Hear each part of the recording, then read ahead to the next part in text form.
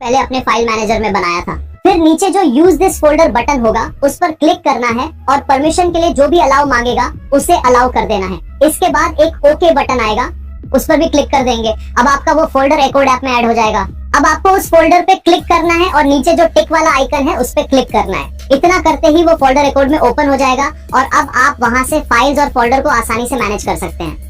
अब आपको वापस गूगल एआई स्टूडियो में आ जाना है और पेज के सबसे ऊपर जाना है जहां से कोड जनरेशन की शुरुआत हुई थी। अब स्टार्टिंग में देखिए एआई ने लिखा है कि जो पहली फाइल बनेगी उसका नाम install.php होना चाहिए और ये फाइल हमारी रूट डायरेक्टरी में होनी चाहिए, यानी उसी फोल्डर में जहां से हमारा पूरा प्रोजेक्ट चलेगा। तो हम उस फाइल का नाम यानी install.php को कॉपी करेंगे और एकोड ऐप में आकर हमारा जो फोल्डर का नाम है उस पर लॉन्ग प्रेस करेंगे और फिर इसमें से क्रिएट फाइल पर क्लिक करेंगे, अपने फाइल का नेम पेस्ट करेंगे और ओके करेंगे। इससे आपका फाइल बन जाएगा। अब हम फिर से गूगल एआई स्टूडियो पर आएंगे और थोड़ा नीचे स्क्रॉल करेंगे। यहाँ पर जो install.php फाइल का कोड दिख रहा है उसे कॉपी कर लेंगे। अब वापस एकोड ऐप में जाएंगे और उस फाइल install.php पर क्लिक करेंगे। इससे वो फाइल यहाँ खुल जाएगी। अब यहाँ पर कंट्रोल बटन पर क्लिक करेंगे और फिर वी बटन पर क्लिक करेंगे। इससे आपका कोड यहाँ पर पेस्ट हो जाएगा। अब इस सेव आइकन पर क्लिक करके इस कोड को सेव कर लेंगे। ठीक इसी तरह से अब हम फिर से गूगल एआई स्टूडियो पर वापस आएंगे और अगली फाइल को देखेंगे। यहाँ देखिए एआई ने लिखा है कि ये फाइल हमारे मेन फोल्डर के अंदर कॉमन नाम के फोल्डर में होनी चाहिए। इसके लिए पहले इस फोल्डर नेम को कॉपी करेंगे। अब एकोड ऐप में फिर से अपने मेन फोल्डर पर लॉन्ग प्रेस करेंगे, फिर क्रिएट फोल्डर वाले ऑप्शन पर क्लिक करेंगे, फोल्डर का नाम पेस्ट करेंगे और ओके बटन पर क्लिक करेंगे और हमारा फोल्डर बन जाएगा। अब उस फोल्डर पर लॉन्ग प्रेस करेंगे और न्यू फाइल पर क्लिक करेंगे। फिर हम गूगल एआई स्टूडियो पर आएंगे और जो हमारा फाइल नेम है उसे कॉपी कर लेंगे। फिर से एकोड ऐप में आएंगे और यहाँ पेस्ट करके ओके कर देंगे। अब फाइल बन गई। फिर से उस फाइल पर क्लिक करेंगे और वह यहाँ ओपन हो जाएगी। फिर से हम एआई के पास आएंगे और नीचे स्क्रॉल करके पहले की तरह ही इस कोड को कॉपी कर लेंगे। फिर से एकोड ऐप में आकर कंट्रोल बटन और वी पर क्लिक करेंगे और हमारा कोड यहाँ पेस्ट हो जाएगा। फिर हम इस सेव आइकन पर क्लिक करके इसको सेव कर देंगे। तो अब आपको इस फोल्डर के जितनी भी फाइलें होंगी उन्हें इसी तरह से बनाना है और उनमें कोड पेस्ट करके सेव करते जाना है। मैं अब थोड़ा फास्ट करके दिखाता हूँ।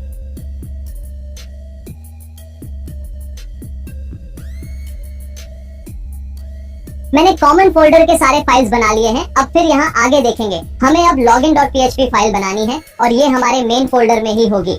तो पहले की तरह ही फाइल नेम को कॉपी करेंगे, एकोड ऐप में आएंगे, अपने मेन फोल्डर पे लॉन्ग प्रेस करेंगे और न्यू फाइल पे क्लिक करेंगे।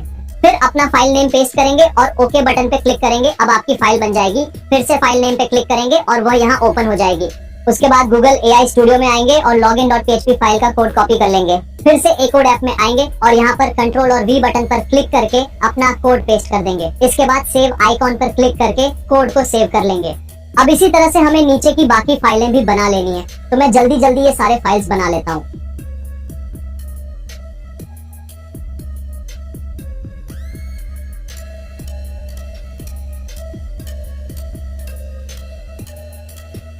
तो मैंने ऊपर के सारे फाइल्स बना लिए हैं। अब आगे लिखा है एडमिन पैनल, यानी अब हमें एडमिन ऐप के लिए फाइल्स बनाने हैं। इसमें पहली फाइल login.php है जो एडमिन नाम के फोल्डर में होगी। तो पहले एडमिन फोल्डर का नाम कॉपी करेंगे, फिर मेन फोल्डर पे लॉन्ग प्रेस करेंगे, न्यू फोल्डर पे क्लिक करेंगे, नाम पेस्ट करके ओके कर देंगे। फिर एडमिन फोल्डर पे लॉन्ग प्रेस करेंगे, न्यू फाइल पर क्लिक करेंगे, फिर एआई स्टूडियो में जाकर login.php नाम कॉपी करेंगे, एकोड में आकर नाम पेस्ट करेंगे और ओके दबाएंगे, फाइल बन जाएगी। फिर फाइल पे क्लिक करके उसे ओपन कर लेंगे। अब फिर से एआई स्टूडियो में स्क्रॉल करके कोड कॉपी करेंगे, एकोड में आकर पेस्ट करेंगे और सेव आइकॉन दबाकर सेव कर लेंगे। अब अगली फाइल कॉमन फोल्डर में है जो एडमिन फोल्डर के अंदर होगा। तो अब एडमिन फोल्डर के अंदर एक कॉमन नाम का फोल्डर बनाएंगे और उसमें दी गई सारी फाइल्स पहले की तरह ही जल्दी जल्दी बना लेंगे।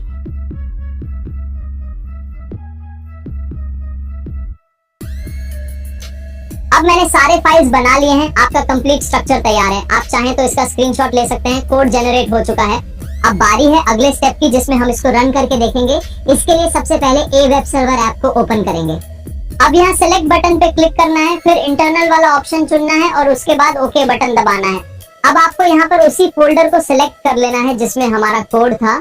सिलेक्ट करने के बाद नीचे सेलेक्ट बटन पर फिर से क्लिक करेंगे और ये फोल्डर इस ऐप में ऐड हो जाएगा।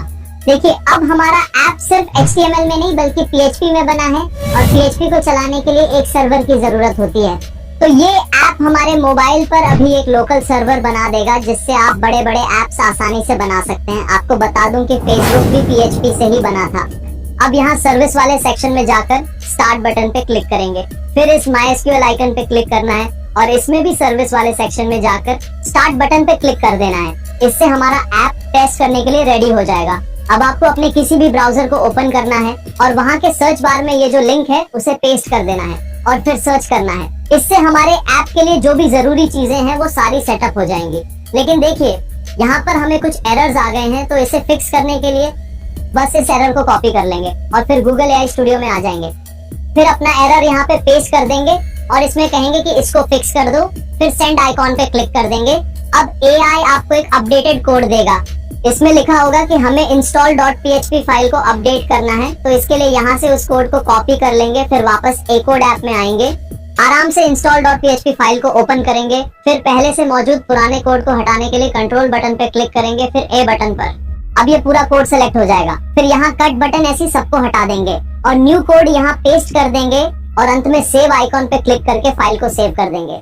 फिर से हम ब्राउजर में आएंगे और यहाँ पर उसी लिंक को ओपन करेंगे और आप देख सकते हैं कि ये सक्सेसफुली रन हो चुका है और यहाँ पे सब कुछ सेटअप हो गया है। अब आपको थोड़ा वेट करना है और आप खुद ब खुद लॉगिन पेज पर आ जाएंगे। और वाओ, आप देख सकते हैं कि कितना कमाल का डिजाइन है। यहाँ पे पहले हम एक अकाउंट बना लेते हैं। इसके लिए साइन अप वाले टैब में सबसे पहले मैं अपना एक नेम डाल देता हूँ, फिर ईमेल एड्रेस, पासवर्ड, ये सब भरने के बाद साइन अप बटन पर क्लिक करेंगे और आप देख सकते हैं कि हम सक्सेसफुली साइन अप हो गए हैं। अब ये हमारा ऐप का होम पेज है। अभी यहाँ पे कोई प्रोडक्ट या कैटेगरी शो नहीं हो रही है क्योंकि हमने अभी कुछ ऐड नहीं किया है, लेकिन आप देख सकते हैं कि हमारे ऐप का डिजाइन कितना गजब का बना है। अब आपका जो ये लिंक है उस पर क्लिक करना है और यूआरएल के आगे स्लैश लगाकर एडमिन लिख देना है और फिर इसे ओपन करना है। अब आपके सामने ये एडमिन पैनल खुल जाएगा। इसमें आपको अपना यूजर नेम और पासवर्ड डालना होगा और फिर हम लॉगिन कर लेंगे। ये पैनल डेस्कटॉप मोड में ज्यादा अच्छा दिखेगा, इसलिए हम ब्राउजर को डेस्कटॉप साइट में स्विच कर लेंगे। और अब आप देख सकते हैं कि हमारा एडमिन पैनल भी कितना कमाल का है। यहाँ पर ये हमारा डैशबोर्ड है और बगल में सारे सेक्शंस दिख रहे हैं। अब हम सबसे पहले कैटेगरी वाले सेक्शन पे क्लिक करेंगे, फिर यहाँ पर ऐड कैटेगरी वाले बटन पे क्लिक करेंगे। अब एक छोटा सा फॉर्म खुलेगा जहां हम अपना कैटेगरी का नाम डालेंगे, फिर नीचे वाले इमेज अपलोड बटन से एक इमेज सिलेक्ट कर लेंगे। जैसे ही इमेज सेलेक्ट हो जाए नीचे वाले सेव बटन पर क्लिक करेंगे और आप देख सकते हैं कि हमारी कैटेगरी सक्सेसफुली ऐड हो चुकी है। अब हम प्रोडक्ट वाले सेक्शन में क्लिक करेंगे, फिर वहां पर ऐड न्यू प्रोडक्ट वाले बटन पे क्लिक करेंगे। अब एक नया फॉर्म खुलेगा जिसमें सबसे पहले हम प्रोडक्ट का नाम डालेंगे, फिर उससे जुड़ी कैटेगरी को सिलेक्ट करेंगे, फिर नीचे प्रोडक्ट का प्राइस, फिर स्टॉक और नीचे एक छोटा सा डिस्क्रिप्शन डालेंगे। इसके बाद नीचे वाले इमेज अपलोड बटन से प्रोडक्ट की इमेज सेलेक्ट करेंगे और फिर सेव बटन पर क्लिक करेंगे। इससे हमारा प्रोडक्ट भी ऐड हो जाएगा। अब मैं इसी तरीके से कुछ और सैंपल कैटेगरी और प्रोडक्ट जल्दी जल्दी ऐड कर लेता हूँ ताकि हमारा ऐप फुल सेटअप लगने लगे। अब चलिए हम फिर से अपने यूजर ऐप में चलते हैं और देखते हैं कि अब कैसा दिख रहा है। इसके लिए फिर से वही वाला लिंक खोल लेंगे और आप देख सकते हैं कि अब सब कुछ कितना बढ़िया तरीके से शो हो रहा है। ऊपर की तरफ कैटेगरीज दिख रही हैं और नीचे हमारे प्रोडक्ट्स की लिस्ट आ रही है। और सच में आप खुद देखिए ये कितना प्रोफेशनल तरीके से डिजाइन किया गया है। अब चलिए किसी एक कैटेगरी पर क्लिक करते हैं और देखिए यहाँ पर कुछ शो नहीं हो रहा है, साथ ही एक एरर मैसेज भी आ रहा है। तो इसे फिक्स करने के लिए सबसे पहले हम इस एरर का एक स्क्रीनशॉट ले लेंगे, फिर हम वापस गूगल एआई स्टूडियो पर जाएंगे। यहाँ पर प्लस वाले आइकॉन पर क्लिक करेंगे और अपलोड फाइल वाला ऑप्शन चुनेंगे, फिर अपने मोबाइल से वो स्क्रीनशॉट सेलेक्ट कर लेंगे। अब नीचे बॉक्स में सिंपल सा लिखेंगे प्लीज फिक्स दिस एरर और फिर सेंड आइकॉन पर क्लिक कर देंगे। अब एआई कोड जनरेट करना शुरू कर देगा। थोड़ा वेट कर लेना है। देखिए एआई ने बताया कि हमारा product.php फाइल बना ही नहीं है, तो पहले की तरह ही जल्दी से हम ये फाइल क्रिएट कर लेंगे और फिर इसमें एआई के दिए हुए कोड को कॉपी करके सीधे एकोड ऐप में आकर पेस्ट कर देंगे। अब हम फिर से उसी कैटेगरी पे क्लिक करेंगे और देखिए अब हमारा प्रोडक्ट पेज खुल गया है और उसमें सारे प्रोडक्ट्स भी सही से दिख रहे हैं। अब हम प्रोडक्ट डिटेल पे क्लिक करेंगे और यहाँ देखिए कितना अच्छे से प्रोडक्ट का डिटेल दिख रहा है। नीचे रिलेटेड प्रोडक्ट्स भी अच्छे से शो हो रहे हैं। अब हम ऐड टू कार्ट बटन पे क्लिक करके देखते हैं और देखिए यहाँ पे एक एरर आ गया है। कोई बात नहीं, इसको हम फिक्स कर लेंगे। इसके लिए पहले इसका स्क्रीनशॉट ले लेते हैं। अब कार्ट पेज पे क्लिक करके देखते हैं। देखिए प्रोडक्ट ऐड हो चुका है। फिर चेकआउट बटन पे क्लिक करेंगे और देखिए अब हम चेकआउट पेज पे आ गए हैं। यहाँ पे हमें अपना एड्रेस डालना है, तो मैं एक डमी एड्रेस लिख देता हूँ। फिर नीचे प्लेस ऑर्डर बटन पे क्लिक करेंगे और देखिए यहाँ भी एक एरर आ गया है, तो इसका भी स्क्रीनशॉट ले लेते हैं। अब हम गूगल एआई स्टूडियो पे आ जाएंगे। यहाँ प्लस वाले आइकॉन पे क्लिक करके अपना स्क्रीनशॉट सेलेक्ट कर लेंगे। अब नीचे लिख देंगे कि कहाँ प्रॉब्लम आई है, फिर सेंड बटन पे क्लिक कर देंगे। अब थोड़ा वेट करना है, एआई आपके लिए अपडेटेड कोड तैयार करेगा। और देखिए इसने product detail page, cart page और चेकआउट पेज का नया कोड दे दिया है। अब हम जल्दी से पुराना कोड हटाकर नया वाला पेस्ट कर देंगे और इस तरह से कोड अपडेट हो जाएगा। चलिए अब फिर से टेस्ट करते हैं।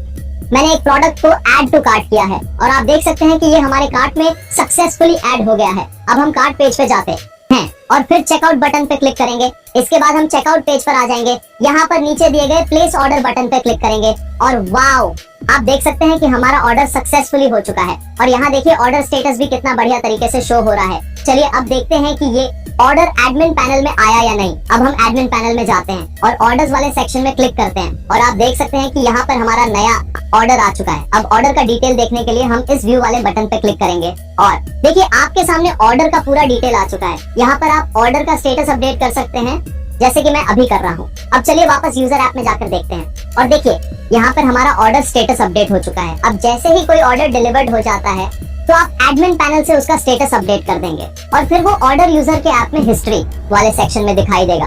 इसके अलावा अगर आप एडमिन पैनल में यूजर वाले सेक्शन में जाएंगे तो वहाँ पर आपको सारे रजिस्टर्ड यूजर्स की लिस्ट दिख जाएगी और लास्ट में अगर आपको अपना पासवर्ड बदलना है तो आप settings.php वाले सेक्शन में जाकर पासवर्ड को आसानी से चेंज कर सकते हैं। और बधाई हो, अब आप सीख चुके हैं कि कैसे सिर्फ अपने मोबाइल फोन से एक प्रोफेशनल ई कॉमर्स ऐप बनाया जा सकता है। लेकिन फिलहाल ये ऐप सिर्फ आपके फोन में है। अगर आप सीखना चाहते हैं कि इसे ऑनलाइन कैसे होस्ट किया जाता है और इसे एक मोबाइल ऐप में कैसे बदला जाता है तो नीचे कमेंट करें, मैं उस पर भी वीडियो जरूर लाऊंगा। और अगर आपको इस वीडियो से सच में कुछ सीखने को मिला हो तो प्लीज वीडियो को लाइक जरूर करना। अगले वीडियो में मैं बताने वाला हूँ कि किसी ऐप को प्ले स्टोर पर कैसे अपलोड किया जाता है, तो इसीलिए चैनल को अभी सब्सक्राइब कर लीजिए।